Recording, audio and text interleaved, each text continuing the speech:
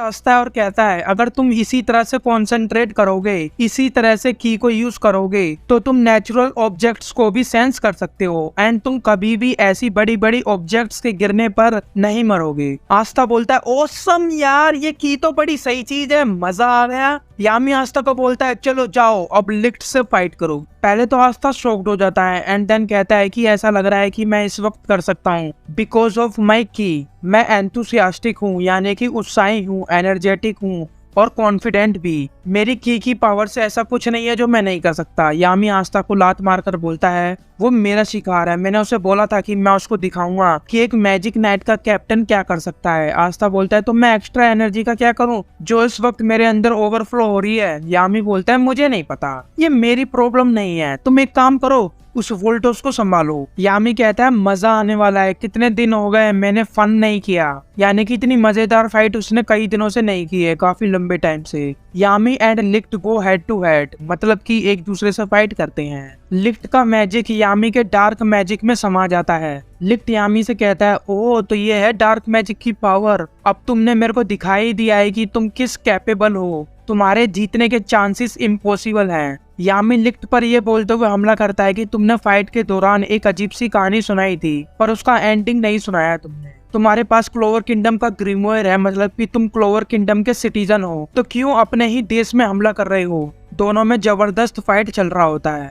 Lift यामी के पीछे आके हमला करता है और कहता है you are wide open. Yami Licht के अटैक को इजीली अपने डार्क मैजिक से रोक देता है। लिफ्ट सोचता है कि क्या उसने जानबूझकर अपने आप को वाइड ओपन रखा ताकि मैं अपने गार्ड डाउन कर सकूं। लिफ्ट यामी को एक ताकतवर अपोनेंट बताता है। यामी लिफ्ट से पूछता है साफ साफ बताओ तुम्हारा असली मोटिव क्या है क्लोवर किंगडम पर हमला करने का। लिफ्ट बोलता है क्योंकि तुम एक विदेशी हो, क्लोवर किंगडम में तुम चीजों को अच्छी तरह से देख पाते होगे बाकी लोगों से जो क्लोवर किंगडम के सिटीजन्स हैं। इस देश में विकृति है, यानी कि डिस्टोर्शन है। डिस्टोर्शन मतलब ऐसा चेंज, कोई ट्विस्ट या किसी चीज को एग्जैजरेट होके दिखाना जिससे कोई चीज अलग तरह से दिखने लगती है बजाय उसके जैसा वो रियल में है। पर यहाँ पर लिफ्ट का मतलब है कि क्लोवर किंगडम में डिस्टोर्शन है, जैसा हमको क्लोवर किंगडम दिखता है वो एक्चुअली में वैसा नहीं है। इधर कुछ लोग भूख से मर जाते हैं और कुछ के पास इतना सारा खाना होता है कि वो खा नहीं पाते हैं और उसको कचरे में फेंक देते हैं। यहाँ पर लोगों को रैंक किया जाता है कि उनमें कितना मैजिक पावर है।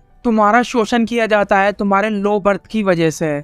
In the name of justice तुमको हर्ट किया जाता है क्योंकि तुम दूसरे देश में पैदा हुए हो। हम इस विकृति से पैदा हुए हैं इन सबको सही करने के लिए। यामी बोलता है कि तुम भी तो वही सेम चीज करने की कोशिश कर रहे हो ना जो डिस्टोर्टेड पीपल करते हैं, तुम सच में बुद्धू हो। लिफ्ट बोलता है नहीं, इसका एकदम परफेक्ट सेंस बनता है, मैं तुम्हारे पापों का उत्तर पाप से ही दूंगा। यामी कहता है मैं समझ गया, तुम चीजों को अपनी तरह से ही करना चाहते हो, I like your attitude, but तुम मेरे को अनोइंग कर रहे हो। यामी और लिफ्ट में फिर से जबरदस्त फाइट होने लगती है। मैं पूरी कंप्लीट फाइट आपको दिखा नहीं सकता क्योंकि कॉपीराइट आ जाएगा। अगर आपको एपिसोड देख के फाइट को फुल्ली एंजॉय करना है तो आप लोग मेरे को इंस्टाग्राम में मैसेज करो, मैं आपको इसके एपिसोड की लिंक दे दूंगा। ऐसी गजब फाइट देखकर आस्था सोचने लगता है तो ये होती है एक मैजिक नाइट कैप्टन की पावर। मेरे पास बिल्कुल भी मैजिक नहीं है, क्या मैं बिना मैजिक के सिर्फ फिजिकल ट्रेनिंग के इनको सरपास कर पाऊंगा कैप्टन यामी को, यूनो को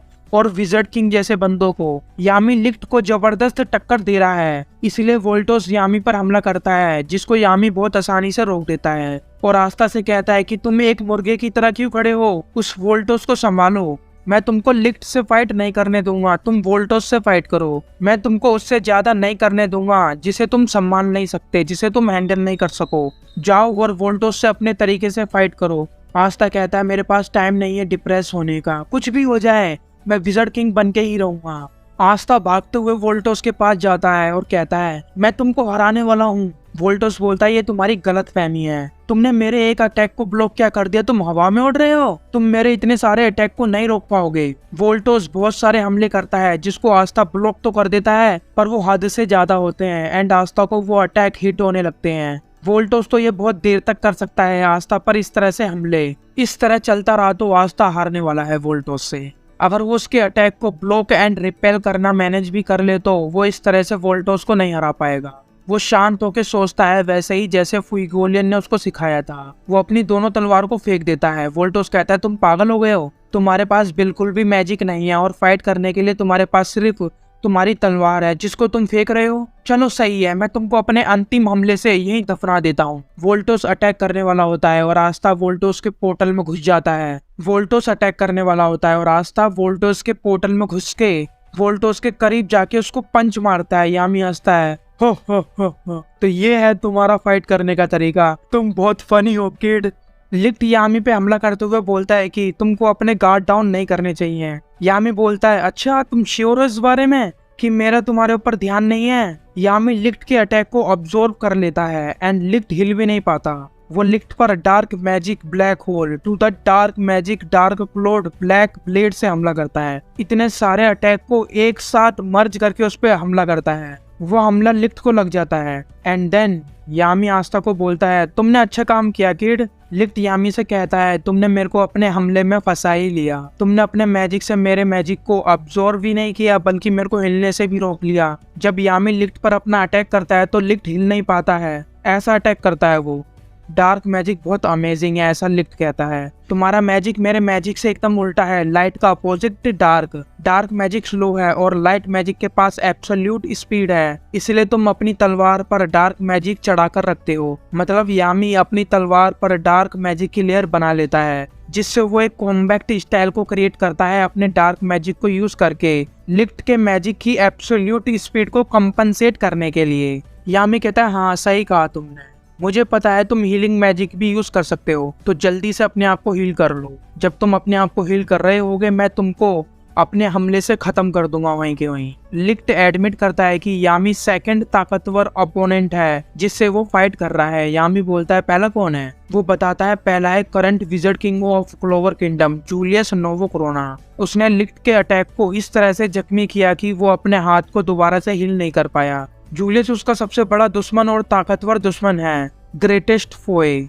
मेरे पास और टाइम नहीं है वेट करने के लिए, मैं तुमको यहीं खत्म करता हूँ। जो मैं हमला तुम्हारे ऊपर अब करने वाला हूँ वो मेरा सबसे खतरनाक ताकतवर हमला है जो इतना तेज है तुम उसे अवॉइड नहीं कर सकते हो। वाइड रेंज अटैक जिसका आउटपुट बहुत खतरनाक है। जैसे ही मैं इस स्पेल को कास्ट करूंगा वो तुम्हारा इस दुनिया में आखिरी समय होगा। आस्था बोलता है, अच्छा तुमने कैप्टन यामी को क्या समझ रखा है? डोंट अंडर एस्टिमेट कैप्टन यामी। यामी कहता है, नहीं, वो सच में कोई बहुत पावरफुल हमला करने वाला है जिसे सुन आस्था का रिएक्शन कुछ ऐसा होता है। व्हाट? लिफ्ट आस्था को बोलता है, तुमको भी पनिशमेंट मिलेगा वोल्टोस को चोट पहुंचाने के लिए एंड मैं वो तुम्हारी ग्रिमोयर वापस ले लूंगा। यामी सोचता है कि 4 लीफ क्लोवर ग्रिमोयर के पास बहुत अद्भुत जादुई शक्ति है। अगर मैंने उस पर सरप्राइज अटैक नहीं किया तो वो मेरे सारे अटैक को आसानी से डोज कर देगा। फिंडल की वजह से सारे बच्चे सेफली अपने अपने पेरेंट्स के पास पहुंच जाते हैं। एक रूम में जिधर घोच और सिस्टर थरेसा को मेडिकल ट्रीटमेंट दिया जा रहा होता है उधर घोच सिस्टर से जोर जोर से चिल्लाकर कहता है, तुम नहीं मर सकती हो, उठ जाओ। फिंडल बोलता है कि घोच तुम भी इंजर्ड हो तो कृपया कर तुम सिर्फ अपने ऊपर ध्यान दो। घोच बोलता है, शट अप। जिसे सुन के फिंडल अपने मन में कहता है, बट मैं तुम्हारा सुपीरियर हूँ। एक हीलर फिंडल को बताता है कि सर घोच की इंजरी जल्दी ठीक हो जाएगी एंड वो लकी है कि वो बच गया। चोट उसकी ऐसी जगह लगने से बच गई जहाँ अगर उसको लगती तो वो बच नहीं पाता। घोच बोलता है, मेरी चिंता छोड़ो और सिस्टर को हील करो। घोच जोर जोर से चिल्ला रहा होता है, उठ जाओ old hag, you can't die. Sister Theresa बोलती है, चिल्लाने की जरूरत नहीं, मैं तुमको सुन सकती हूँ। वो घोच को अपना मैजिक दे देती है ताकि वो आस्था एंड यामी की हेल्प कर सके वापस जाके। घोच बोलता है, मैंने कब कहा कि मैं उनकी हेल्प करने वाला। सिस्टर बोलती है कि आई एम ग्लैड कि तुम चेंज हो गए, तुम आस्था से मिले और उसने तुमको बदल दिया। ये कह के सिस्टर की आंख बंद हो जाती है। घोच और बाकी बच्चों को लगता है कि वो मर गई। घोच हीलर को पकड़ के बोलता है, सिस्टर को वापस से जिंदा करो। तो वो कहता है, सिस्टर अभी मरी थोड़ी है। सिस्टर अपनी आंख खोलती है। घोच कहता है, तुमको लोगों को इस तरह से डराना नहीं चाहिए। तो सिस्टर कहती है, तुमने मेरे को कितनी बार इमोर्टल मॉन्स्टर कहा है, मैं इतनी जल्दी नहीं मरने वाली। जाओ और आस्था की मदद करो। बाकी बच्चे भी घोच को अपना अपना मैजिक देने को तैयार हो जाते हैं और नेज भी। वो अपना मैजिक घोच को दे देता है। वो कहता है, मेरी वजह से तुम्हारी सिस्टर की ये हालत हुई है, अब मेरे को समझ आ गया है, मेरे को अपनी गलती पर पछतावा है। अगर मैं तुम्हारे साथ फाइट करने चलूं आस्था की हेल्प करने के लिए तो मैं तुम्हारे रास्ते में ही आऊंगा, इसलिए तुम मेरा मैजिक ले लो। मरी घोच को बोलती है, देखा बिग ब्रदर, सब एक दूसरे को सपोर्ट करके ही जीते हैं। घोच यामी की वही पुरानी बात याद करने लगता है जिसमें यामी बोलता है कि तुमको जिसको प्रोटेक्ट करना है करो, कीप डूइंग दैट एंड एक दिन तुम इसी वजह से किसी की मदद करोगे। घोच सोच लेता है कि उसको क्या करना है। वो फिनरल को बोलता है चलो वापस चलें। फिनरल बोलता है क्यों, और मन में ही बोलता है अपने सुपीरियर को ऑर्डर देना बंद करो, ठीक है। वो बोलता है थोड़ा वेट कर लेते हैं हेडक्वार्टर से री-इन्फोर्समेंट का। उसने तुमको पहले भी बुरी तरह से जख्मी कर दिया था, तुम उसको कैसे हराओगे। घोच बोलता है मेरे पास एक आइडिया है, अगर मैं गलत नहीं हुआ तो हमारे पास एक चांस है उसको हराने का। फिनरल बोलता है अगर तुम मेरे स्पेशल मैजिक से उस पर सरप्राइज अटैक करने की सोच रहे हो तो भूल जाओ। उसके पास इतना पावरफुल मैजिक है कि उसके चारों ओर एक मैजिक फोर्स का फील्ड बना है। मैंने बहुत सारे लोगों को उधर से इधर लाया है। मैं सिर्फ एक ही बार अपना मैजिक स्पेल यूज कर सकता हूँ अभी के लिए, जब तक मैं रिकवर ना कर जाऊँ अपना मैजिक। घोच बोलता है मेरे को सिर्फ वही चाहिए। वो पोलाइटली रिक्वेस्ट करता है फिनरल को। सीन शिफ्ट होता है। लिफ्ट बोलता है सॉरी तुमको वेट कराने के लिए, पर अब समय आ गया है तुम्हारे मरने का। यामी डिफेंस मोड में चला जाता है थोड़ा सा समय प्राप्त करने के लिए, पर यामी कहता है पर हम फिर भी मरने वाले हैं। आस्था कहता है क्या तुम इतने शांत कैसे हो, हम मरने वाले हैं। मैं एक्सेप्ट नहीं करता, हम मरने वाले हैं। नहीं नहीं नहीं।